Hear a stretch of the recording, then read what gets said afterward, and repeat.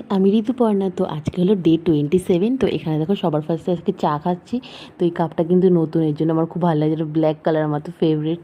তো এই যে এই বিস্কুটটা না খুব একটা ভালো লাগলো না খেতে আমার, কারণ ঝাল মিষ্টি দুটোই আছে, এই কারণে। তো চাটা খাচ্ছি কারণ প্রচণ্ড পরিমাণে ঠান্ডা ঠান্ডা ওয়েদার, যদি ঠান্ডা লেগে যায় সেই কারণে।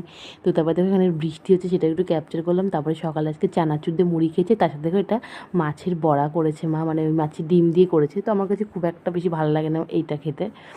তো যাই হোক, এটা খেয়ে নিলাম মুড়ি আজকে সকালবেলা। তো তারপরে সন্ধ্যেবেলা এখানে চিয়া সিড ভেজানো জলটা খাচ্ছি, ভাবছি কি এবার এর মধ্যে লেবু দিয়ে খাওয়া ধরবো, দেখি তাতে কোনো ভালো কাজ হয় কি না। তো আবারও সন্ধ্যেবেলা দুটো বিস্কিট খাচ্ছি, কারণ এরপরে আমার কিছু ওষুধ আছে সেটা খেতে হবে। আর রাত্রেবেলা বাবা এখানে আমাকে পিৎজা এনে দিয়েছিলো, মানে তোমরা বিশেষ করে গাইস, আমাকে বাচ্চাভাবে এই পিৎজা এনে দিচ্ছি, একটু খেতে ভালো লাগেনি আমার।